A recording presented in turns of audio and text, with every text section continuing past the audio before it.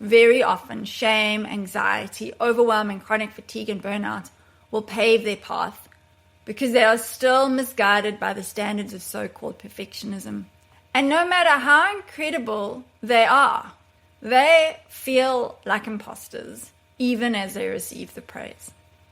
The Fatigue to Flow podcast offers a deep, transformative approach to healing burnout and chronic fatigue, going beyond surface-level fixes like stress management or supplements.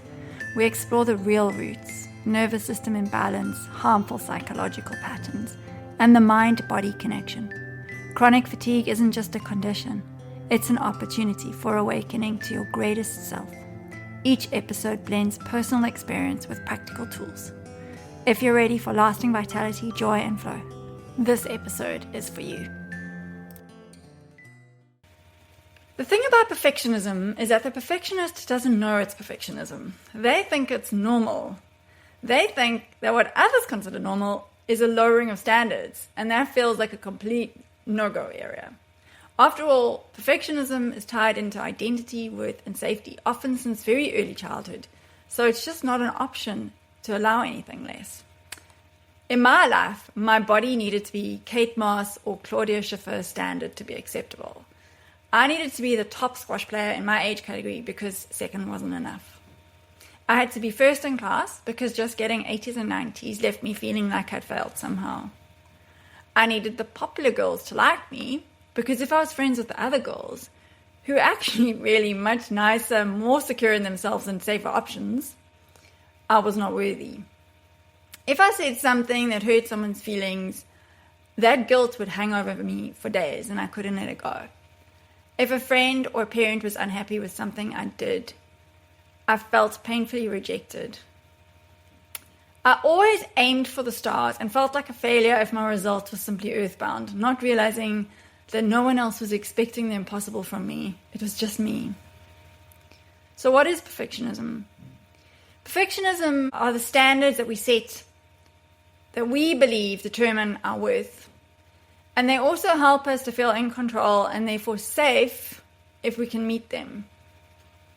It doesn't help that in the media we mostly only see the extremes. We see the great successes and we see all that's gone wrong. No one ever shows us the messy middle, where 90% of us actually reside, bumbling along and making it work for the most part, which is really actually quite something in this crazy world of ours. At school, generally only the smart kids are praised and the fastest and the most adept in the sports fields are recognized. You know those perseverance awards and the most friendly in class awards? They really don't mean that much to the child who's lined up to receive it last, after the other awards. They know what that position in the line means. The dreamers, the struggling readers, the ones who don't get it, because to them creating in computers makes way more sense than what they're learning in class. They know that they aren't meeting the academic standards that they're supposed to be meeting, in exclamation marks. Yet many of them will go on to be our most successful pioneers and entrepreneurs. But at what cost? Very often, shame, anxiety, overwhelm, and chronic fatigue and burnout will pave their path because they are still misguided by the standards of so-called perfectionism and normal, by the way, which they are often not wired for. And no matter how incredible they are, because they're wired for something totally different, they feel like imposters, even as they receive the praise. This is also true for people like me who got the firsts, but at a great cost. And when someone says, "You're so smart," you think, but I'm not actually. Because if I was so smart, I didn't have to study so very, very hard to get that mark. Yet now that I'm labeled smart, I can't stop. I wish you could see how many of my clients who come to me with burnout and chronic fatigue are perfectionists. They are also the most phenomenal beings who never feel enough.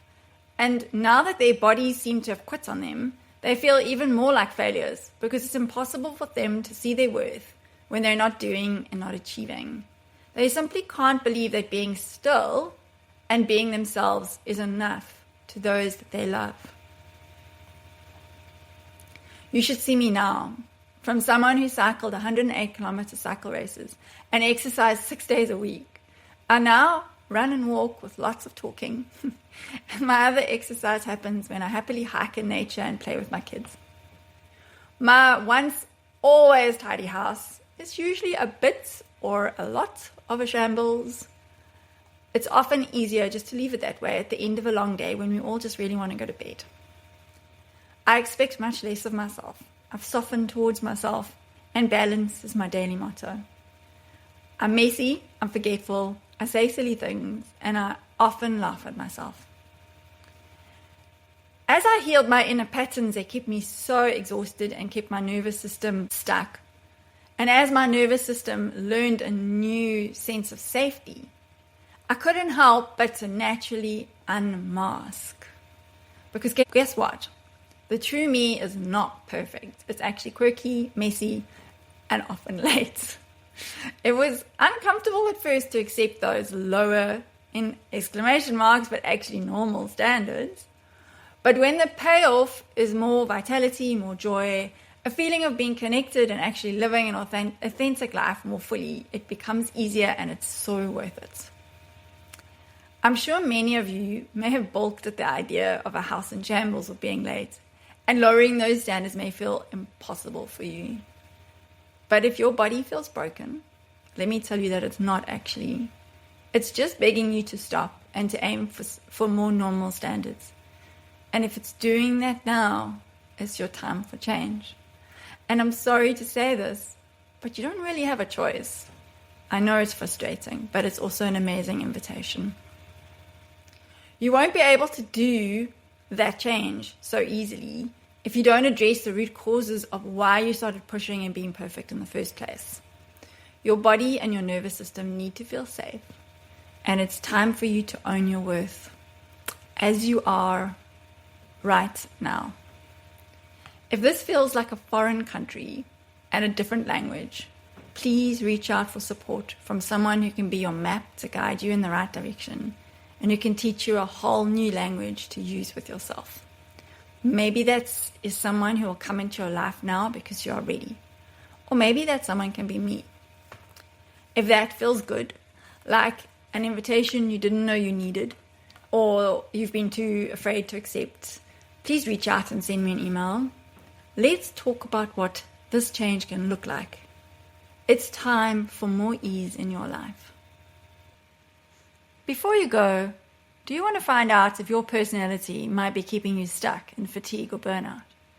As a psychologist and body talk practitioner, I've seen a clear link between certain psychological patterns and chronic fatigue and exhaustion.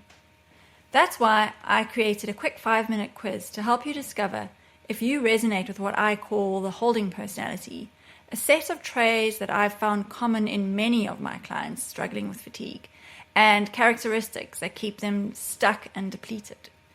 So head over to kerrymagnus.net, that's no www, just kerrymagnus.net, and click Start Here to take the quiz. It might just be the missing piece you're looking for.